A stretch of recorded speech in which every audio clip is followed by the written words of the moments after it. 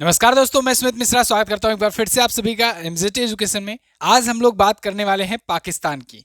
पाकिस्तान जो देश भारत के साथ ही में आज़ाद हुआ, भारत से ही अलग हुआ, लेकिन आज की डेट में भारत की क्या स्थिति है, पाकिस्तान की क्या स्थिति है, इसको हम लोग जानेंगे। साथ ही साथ में अभी वहाँ के जो प्रधानमंत्री हैं अपने बयानों को लेकर के क्यों ज़्यादा चर्चे में चल रहे हैं, क्यों वहाँ पर इतना विरोध का उनको सामना करना पड़ रहा है, ये सब चीज़ हम लोग देखेंगे आज की वीडियो में।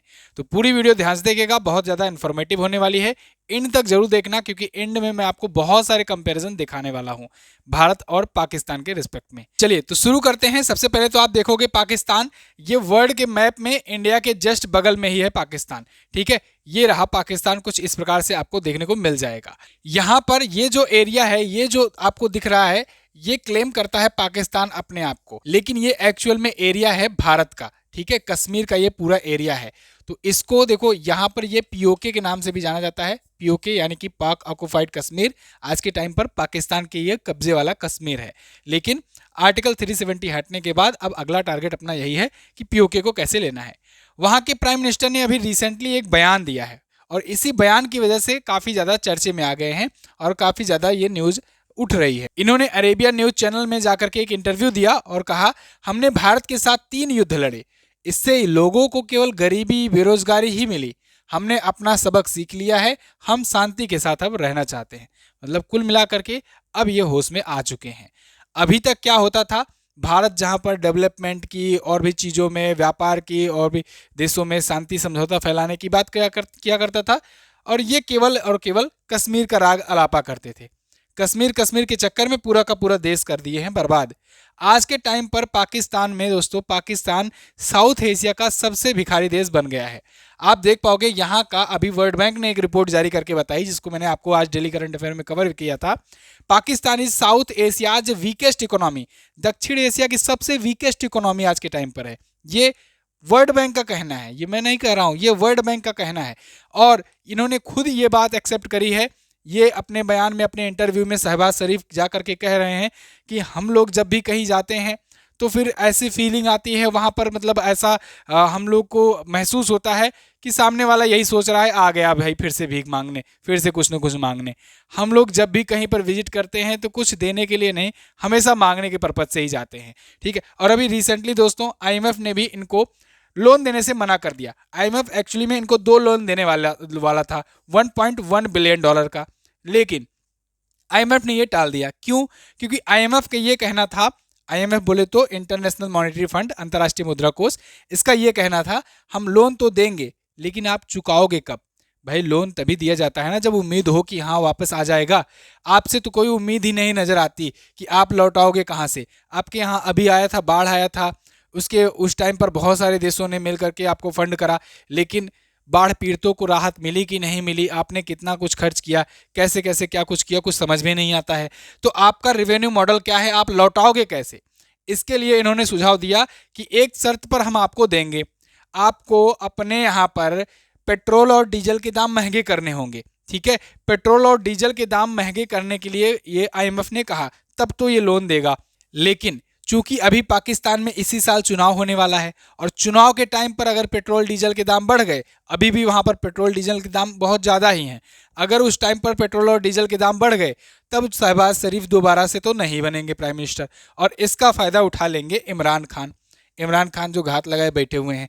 देखो, अभी उनकी सरकार गिरी, शहबाज शरीफ बने, ये बने। वहां पर भी यही सिस्टम चल रहा था, उनके टाइम पर भी यही चल रहा था। इमरान खान के टाइम पर महंगाई बढ़ रहा था, भ्रष्टाचारी बढ़ रही थी, ये आए। अब इनके टाइम पर भी स्थिति कंट्रोल में नहीं आ रही, क्योंकि आपने 70 साल में सिर्फ आतंकवाद बोया है, तो अब आपको उसका फल तो काटना ही काटना है। तुरंत ही आपको तो बहुत अच्छे से विकास देखने को नहीं मिलेगा। कोई भी सरकार आ जाए, क्यों ना कोई भी क्यों ना कितना अच्छा आ जाए, और वो भी आपका जब पूरा का पूरा सिस्टम जो है वो पूरा का पूरा करप्ट है, तो आप कर ही क्या लोगे? आप जो भी कोई आता है वो बस केवल सत्ता की लालच में आता है। और यही कारण रहा कि 70 सालों में, 70 साल से ज़्यादा हो गए, आज तक पाकिस्तान का इतिहास रहा है कि कोई भी प्राइम मिनिस्टर वहाँ पर अपना कार्यकाल 5 साल का नहीं पूरा कर पाया है। ये एक रिकॉर्ड है। मतलब आप सोचो, भारत में कितने प्रधानमंत्री हुए, कितने प्रधानमंत्रियों ने अपना पूरा का पूरा कार्यकाल पूरा किया। कई बार प्रधानमंत्री 2-2 बार अपना कार्यकाल पूरा किए, 3-3 बार किए, लेकिन अभी यहाँ तक पाकिस्तान में आज तक कोई भी ऐसा प्राइम मिनिस्टर नहीं हुआ जो 5 साल का कार्यकाल भी पूरा कर पाया हो। इसके अलावा 5 और बड़े संकट का सामना आज के टाइम पर पाकिस्तान कर रहा है, जिसकी वजह से पाकिस्तान को इतना मुसीबत फेस करनी पड़ रही है। एक तो जो आम लोग हैं उनकी परचेजिंग पावर 30% घट गई है। परचेजिंग पावर वो है, इसका मतलब कि आपके जेब में कितना पैसा है, आप कितनी क्षमता से आप खर्च करते हो। आपके जेब में जो भी पैसा होता है तो आप अपनी भविष्य की ज़रूरतों को ध्यान में रखते हुए कुछ सेविंग करते हो, लेकिन कुछ पैसे, कुछ या कहें कि बहुत कुछ हिस्सा खर्च करते हो अपनी ज़रूरत की हिसाब से। तो उसी को कहा जाता है कि आपकी परचेजिंग पावर कितनी है, मतलब आपके पास कितनी क्षमता है कि आप परचेज करो चीज़ों को। तो ये परचेजिंग पावर देखा गया है पिछले दिनों में 30% से ज़्यादा घट गई है, क्योंकि वहाँ पर चीज़ें बहुत ज़्यादा महंगी हो रही हैं। जब चीज़ें महंगी होती हैं तो परचेजिंग पावर लोगों की कम होती है। इसके अलावा डॉलर की कमी, विदेशी मुद्रा भंडारण में इसकी कमी हमेशा से बनी ही रहती है। और अभी जो कोविड का दौर आया और भी जो चीज़ें हुई, रसिया यूक्रेन का वार चला, इसकी वजह से वैश्विक अर्थव्यवस्था पूरा चरमरा गई थी। इस टाइम को देखते हुए यहाँ पर भी इनके यहाँ भी बहुत सारे कमी आई, डॉलर की कमी आई। और FATF की बहुत लॉन्ग टर्म तक ये ग्रे लिस्ट में था ही। अभी अमेरिका की बदौलत थोड़ा सा बाहर तो हुआ है ग्रे लिस्ट से, लेकिन अभी भी लोगों को डर है ही। भाई कोई इन्वेस्टमेंट क्यों करेगा जब देख रहा है आपके यहाँ कोई रेवेन्यू मॉडल नहीं है, सरकार स्टेबल नहीं हो पा रही है। जब गवर्नमेंट स्टेबल नहीं होती है तो इस वजह से फंडिंग में नहीं आता है। और FATF का लिस्ट में आना, इसका मतलब फाइनेंशियल एक्शन टास्क फोर्स, दोस्तों ये वो संस्था है जो ये देखती है कि आपके देश में भ्रष्टाचारी कितनी है, टेररिज्म को अगर सपोर्ट किया जा रहा है कि नहीं किया जा रहा है। अगर टेररिज्म को सपोर्ट कर रहे हो तब वो FATF आपको ग्रे लिस्ट या ब्लैक लिस्ट में डाल देगा, ठीक है। इसके अलावा आपके यहाँ टेररिज्म को लेकर के क्या कानून है, कितने सख्त हो आप, तो आप जानते हो कितने सख्त है पाकिस्तान, ठीक है। तो फिलहाल अमेरिका की बदौलत इस बार तो निकल गया है, लेकिन बहुत ही जल्द बहुत ज़्यादा चांसेस है कि फिर से आ जाए, क्योंकि अभी मैंने आपको कुछ दिन पहले बताया था मक्की नाम का एक व्यक्ति है जिसको UN ने आतंकवादी घोषित कर दिया है, वो भी पाकिस्तान में रह रहा है। विदेशी मुद्रा भंडारण लगातार कम हो रहा है, क्योंकि जब FDI नहीं आएगा, फॉरेन डायरेक्ट इन्वेस्टमेंट नहीं आएगा, तो विदेशी मुद्रा भंडारण जो है वो घटेगा ही घटेगा, ठीक है। कंपनियों में ताले लगे हैं, क्योंकि देखो टोयोटा, सुजुकी, कार प्लांट ये सब बंद कर दिए हैं। टेक्सटाइल इंडस्ट्री जो है इसके भी कई प्लांट बंद हो चुके हैं। 30 दिसंबर से टोयोटा ने कोई उत्पादन नहीं किया है। मांग ना होने से कार, ट्रैक्टर और फाइबर का उत्पादन बंद हो गया है। भाई जब कोई खरीदेगा ही नहीं, महंगाई इतनी ज़्यादा बढ़ती जा रही है, तो आम पब्लिक जो है वो केवल खाने पीने का सामान खरीद ले, यही उसके लिए बड़ी बात है। वहाँ पर गेहूँ, आटा ये सब कितने महंगे हो गए हैं, दूध वगैरह कितने महंगे हो गए हैं। तो ऐसे में वो कार थोड़ी ना खरीदेगा, कार खरीदने के बारे में सोचेगा भी नहीं। तो कार फैक्ट्रियाँ, टेक्सटाइल इंडस्ट्री ये सब बंद होने के कगार पर हो गए हैं। अभी बाढ़ भी आई थी और बाढ़ से 80% फसल बर्बाद हो गई। तो विनाश काले विपरीत बुद्धि भी होती है, और जब आती है विपत्ति तो पूरा एक साथ ही आती है। तो एक तो इनकी सरकारों की विपरीत बुद्धि हो गई थी, वो खुद ही में आपस में लड़ भिड़ रहे थे, और इधर देश लगातार बर्बाद होता चला जा रहा था। बाढ़ आ गया ऊपर से अलग, तो बाढ़ आ गया, 80% फसल बर्बाद हो गई, भुखमरी की कगार पर आ गया। अब सियासी अस्थिरता ये भी एक बड़ा कारण है, जो कि मैंने आपको बताया कि वो लोग बस लड़ते रहते हैं कौन सत्ता कब पा जाए, ठीक है। इमरान खान अभी गिरे हैं तो, लेकिन वो फिर चक्कर में लगे हुए हैं कि फिर वो आ जाए। इधर शहबाज शरीफ है, उधर लंदन से बैठे नवाज शरीफ है। तो ये सब चीज़ें हैं। अब हम लोग यहाँ पर थोड़ा सा कंपैरिजन करेंगे कि पिछले 70-75 सालों में जब से पाकिस्तान और भारत दो मुल्क बने, दो देश बने, अलग अलग हुए, तो दोनों में क्या क्या परिवर्तन आया, इसको आप देखेंगे, कंपेयर करेंगे थोड़ा ग्राफिक्स के माध्यम से। दैनिक भास्कर का ये ग्राफिक्स है, आप देखेंगे यहाँ पर GDP। सबसे पहले GDP शुरुआत करते हैं, क्योंकि ग्रॉस डोमेस्टिक प्रोडक्ट, यही से हम लोग देखते हैं कि कौन से देश की अर्थव्यवस्था कैसे ग्रो हो रही है, कैसे कंडीशन ये परफॉर्म कर रही है। तो 1960 के दशक से शुरू करते हैं। 1960 में देखो ये डेटा लाख करोड़ रुपए में है। 1960 में भारत की GDP 3 लाख करोड़ रुपए था, जबकि इसकी GDP 30,000 करोड़ रुपए है। ऑब्वियस सी बात है, छोटा देश था, छोटा देश अभी भी है, तो अंतर तो रहेगा ही। भारत शुरुआत से ही ज़्यादा था, लेकिन अब वो अंतर कितना ज़्यादा बढ़ता जाता है ये हम लोग इसमें ग्राफ के माध्यम से देखेंगे। 1980 के दशक में अगर बात किया जाए 1980 तक, तो भारत की GDP 15.20 लाख करोड़ हो गया, और इसकी GDP 1.9 लाख करोड़ में आई। फिर 2000 में 38 लाख करोड़ भारत की GDP हुई, और इसकी देखो 6.69 लाख करोड़ हुई। इसके बाद 2020 वाला अगर हम लोग बात करें, 2020 में अगले 20 साल में क्या हुआ, भारत जो है 198 लाख करोड़ की GDP वाला देश बन गया, और ये 21.50 लाख करोड़ की GDP वाला देश बन गया। ये अपना जो भी खर्च होता है मैक्सिमम तो खर्च कर देते हैं अपने या तो शानो शौकत में, या तो अपने आतंकवाद का पनाह देने में, या मिलिट्री पर खर्च कर देते हैं भारत को परेशान करने में। ना कोई इन्वेस्टमेंट करते हैं, ना कोई इन्वेस्टमेंट में लगाते हैं, खर्च करते हैं, ना कोशिश इनकी रहती है कि एफडीआई आए। एफडीआई बोले तो फॉरेन डायरेक्ट इन्वेस्टमेंट, कि ना किसी विदेशी कंपनी को अप्रोच करेंगे कि आओ हम आपको वो माहौल देंगे कि आप हमारे यहाँ आकर के इन्वेस्टमेंट करो, हमारे यहाँ फैक्ट्रियाँ लगाओ, ठीक है। ये सब नहीं करते हैं। सत्ता केवल लेनी होती है, अपना ज़्यादा पैसा पा जाएंगे तो लंदन में, यूके में, दुबई में जाकर के घर वगैरह और ऐसो आराम करने लगेंगे। फिलहाल रक्षा बजट की अगर बात करें तो देखो, परमाणु परीक्षण सबसे पहले भारत ने किया, लेकिन एटम बम बनाने में पाकिस्तान आगे हुआ। पाकिस्तान जो है ये भारत की अपेक्षा ज़्यादा एटम बम आज के टाइम पर अपने पास रखता है। रक्षा बजट में बात करें तो भारत का कितना परसेंट रक्षा बजट पर खर्च करता आया है भारत, तो देखो 1960 में केवल 2%, क्योंकि भारत का फोकस था उस टाइम पर कि कैसे बेरोजगारी, कैसे गरीबी और कैसे खेती को बढ़ावा दिया जाए और गरीबी और बेरोजगारी कम किया जाए। ये 4.31% अपना बजट पे खर्च करता था। 2022 में आज के टाइम पर भी भारत 2.4% खर्च करता है, ये 3.71%। ये परसेंटेज देख करके घबराओ मत कि भारत का कम है, भारत का कम नहीं है। देखो 100 के मुकाबले 2.4% ले लो, और 10 के मुकाबले 3.4 ले लो, ठीक है। कौन सा ज़्यादा होगा? यही वाला ज़्यादा होगा। तो वही बात है, भारत की जब जीडीपी ज़्यादा है तो उसका 2% भी बहुत ज़्यादा हुआ, ठीक है। आज के टाइम पर भारत सबसे बड़ा, दुनिया का सबसे बड़ा हथियार आयातक देश है, सिप्री की रिपोर्ट आई ही थी।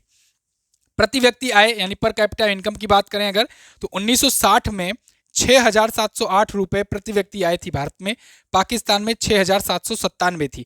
लगभग देखिए बराबर हुआ करती थी। लेकिन यही चीज 2021 में क्या हो गई है, भारत में प्रति व्यक्ति आय 1,85,552 हो गया है, और यहाँ पर 1,25,496 है पाकिस्तान में। अब प्रति व्यक्ति आय देख करके ये घबराना मत कि इतना मतलब कि प्रति व्यक्ति को आ रहा है, ऐसा नहीं है। प्रति व्यक्ति आय सिंपली कुछ नहीं है, भारत में जितनी ज़्यादा जीडीपी है उसको, जितनी पॉपुलेशन है उसे डिवाइड कर दिया जाता है, जो आता है वही होता है। अब जानते हो अपने पास 2-3 ऐसे हैं बड़े बड़े बिजनेसमैन, जैसे अडानी, अंबानी, ये लोग एशिया में सबसे ज़्यादा अमीरों में आते हैं। दुनिया में भी देखो, अडानी तो आजकल दुनिया के तीसरे अमीर आदमी हैं। तो इन्हीं का अगर केवल ले लिया जाए तब भी इतना ज़्यादा अमाउंट हो जाता है। तो इसलिए भारत की पॉपुलेशन भी ज़्यादा है ही, लेकिन भारत के पास ऐसे अरबपति भी हैं जिनकी वजह से पर कैपिटा इनकम भी ज़्यादा है। अमेरिका जैसे देशों में, यूके जैसे देशों में और भी बड़े बड़े बिजनेसमैन हैं, बिलियनियर्स हैं, इस वजह से उनके यहाँ ये चीज़ें और ज़्यादा बढ़ गई है। तो ये एक पर कैपिटा इनकम है, इसको आप ये मत लीजिएगा कि यार 1,85,552 करोड़ रुपये प्रति व्यक्ति आया है, हमारे पास तो नहीं है इतना, ठीक है। चलो विदेशी मुद्रा भंडारण की बात करेंगे तो 1960 में 5.46 लाख करोड़ ये भारत का विदेशी मुद्रा भंडारण था, जबकि इसके पास 2.61 हजार करोड़ था, ठीक है। और 17 जनवरी 2021 को डॉलर का वैल्यू भारतीय रुपए में देखा गया। इसके हिसाब से आज के टाइम पर भारत का विदेशी मुद्रा भंडारण 45.92 लाख करोड़ है, और इसका 35,000 करोड़ के आसपास में है, ठीक है। 35,000 करोड़ और ये देखो लाख करोड़, तो अंतर तो आपको दिख रहा है। मतलब ये ग्राफ केवल इतना ना देखो, बस इतना ही बड़ा है, इसको अगर ग्राफ बढ़ाया जाएगा तो ये पार कर जाएगा, इतना ज़्यादा है। ये 1,000 करोड़ में, ये लाख करोड़ में, ठीक। अगला, कितने फीसदी लोग पढ़े लिखे हैं, तो देखो साक्षरता भी बहुत ज़्यादा मायने रखती है। साक्षरता भारत में देखो शुरुआत में 1950 के दशक में 18% लोग पढ़े लिखे थे, और पाकिस्तान में 16% लोग पढ़े लिखे थे। लेकिन आज के टाइम पर भारत में 74% से ज़्यादा जो आबादी है ये पढ़े लिखे लोगों की है, यहाँ पर 58% है। हालांकि अभी पूरा एग्जैक्ट डाटा आया नहीं है, ये 74 से बढ़कर के भी संख्या हो सकती है। भारत में कुछ राज्य ऐसे हैं, जैसे कि आप केरल को ले लो, जो 100% साक्षरता दर अपने आप में रखता है, ठीक है। यानी कि वहाँ के सब लोग साक्षर हैं। कितनी फीसदी आबादी के पास बिजली है, तो देखो भारत में 1998 के आसपास में अगर देखा जाए तो 56% लोग, और यहाँ पर 70% लोगों के पास बिजली थी। लेकिन आज 1998 से 2020 के बीच में देखा जाए तो 56% से 99% तक भारत पहुंचा है बिजली पहुंचाने में। यहीं पर पाकिस्तान केवल 5% की बढ़ोतरी किया है अपने देश में बिजली पहुंचाने में। और तो और अभी न्यूज़ वगैरह आ रही थी कि पाकिस्तान ने यह भी अनाउंस कर दिया है कि शाम को दुकानें या शाम को जो भी चीज़ें हैं उसको बंद कर दिया जाए, जिससे लाइट बचाया जा सके। और घरों में लाइट वगैरह, बिजली वगैरह नहीं पहुंच पा रही है आम जनमानस के घरों में। ठीक, इसके बाद अगर हम लोग बात करें आबादी के बाद से अब तक कितने प्रधानमंत्री बदले हैं, तो भारत में 14 प्रधानमंत्री बदले हैं इंडिविजुअल्स की बात की जाए, और नरेंद्र मोदी जी 14वें नंबर के हैं। यहाँ पर 20 बदल चुके हैं, और जैसे कि मैंने आपको बताया कि कोई भी कार्यकाल नहीं पूरा कर पाया है 5 साल। राष्ट्रपति की संख्या यहाँ पर 15 हुई है और यहाँ पर 13। देखो अगर आप वैसे देखोगे ना तो भारत के 3 प्राइम मिनिस्टर तो मतलब अकस्मात इनकी मौत हो गई। ठीक है, 2 को तो मार दिया गया, एक अभी भी कॉन्स्पिरेसी है। लाल बहादुर शास्त्री जी की हत्या हुई, ठीक है, हत्या हुई कि या उनका निधन हुआ या आज तक पता नहीं लगा। इंदिरा गांधी जी को मार दिया गया, राजीव गांधी जी बम ब्लास्ट में मार दिए गए। तो 3 प्रधानमंत्री तो असैसिनेट कर दिए गए, लेकिन बाकी जो हुए वो भी उन्होंने अपना अपना कार्यकाल कईयों ने पूरा किया, अच्छे खासे रूप में पूरा किया। प्रधानमंत्री नरेंद्र मोदी तो देखो आप 2014 से अभी तक हैं। जवाहरलाल नेहरू जी 15 साल से ज़्यादा थे, ठीक है, 17 साल थे। और इसके बाद फिर मनमोहन सिंह जी देखो 10 साल तक थे, ठीक है। और ये अटल बिहारी वाजपेयी जी एक बार 5 साल का कार्यकाल पूरा किए, एक बार 13 महीनों का और एक बार 13 दिन का कार्यकाल पूरा किए। तो अपने यहाँ हम लोग कह सकते हैं कि सियासी स्थिरता थी, ठीक है। सियासी स्थिरता बहुत ज़्यादा मायने रखती है किसी भी देश में। लंबे समय तक रहने वाले प्रधानमंत्री का नाम देखो, 16 साल 236 दिन तक जवाहरलाल नेहरू रहे, और यहाँ पर 4 साल 86 दिन, मतलब ये 5 साल भी नहीं पूरा कर पाए, और ये सबसे ज़्यादा अभी तक कार्यकाल वाले रहे प्रधानमंत्री यूसुफ रजा गिलानी। ठीक, 5 साल का टेन्योर पूरा किया किसने, कितने लोगों ने, 8 लोगों ने भारत में पूरा किया, और इनके अभी आज तक कोई लोग 5 साल का कार्यकाल नहीं पूरा कर पाए हैं। जनरल इलेक्शन कब हुआ था, 1951-52 में, यहाँ पर 1970 में जाकर के हुआ। अब देखो पाकिस्तान में मौजूद प्रमुख आतंकी संगठन और उसके मुख्यालय, सबसे बड़ा कारण जिसकी वजह से इसको एफएटीएफ ने ग्रे लिस्ट में रखा था। ठीक है, देखो लश्कर तैयबा चलता है यहाँ पर, हिजबुल मुजाहिदीन है, जैसे मोहम्मद है, जैसे मोहम्मद भी बहुत ज़्यादा अटैक वगैरह करता रहता है, हजरत उल मुजाहिदीन है, ठीक है, अल उमर मुजाहिदीन है, अल बद्र है, इसके अलावा हरकत अली जिहाद है, और भी बहुत छोटे मोटे यहाँ पर आतंकी संगठन है, और इनको ये पाकिस्तान जो है गवर्नमेंट वहाँ की आईएसआई ये पनाह देती रहती है। तो ये सब कारण थे, इस वजह से आज पाकिस्तान भिखारी बना हुआ है, मतलब छोटे मोटे कारण नहीं है। आप देखो कंपैरिजन करोगे देखोगे तो इसने हमेशा से अपना जो झुकाव है ना, केवल यही देखा है कि बस कश्मीर मिल जाए, बस कश्मीर मिल जाए। अरे है क्या कश्मीर, अपने देश को डेवलप किए होते अपने देश में। आप देखो यूएई जैसा देश जो केवल रेत पर बसा था, समुद्र के किनारे कुछ नहीं था, केवल तेल था। आज के टाइम पर देखो इतना बड़ा बड़ा काम कर रहा है, इतने बड़े बड़े कारनामे कर रहा है कि टूरिज्म को बढ़ावा मिले।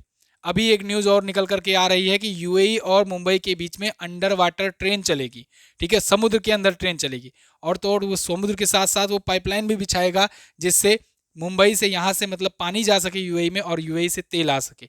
तो ये लोग वो लोग एक्स्ट्रा ऑर्डनरी से सोचते हैं, बिल्कुल अलग से, और यहाँ पर ये सोचते हैं बस कश्मीर हमें दे दो। ठीक, चलो फिलहाल पाकिस्तान भारत का पड़ोसी देश है। कुछ महत्वपूर्ण फैक्ट हम लोग जान लेते हैं।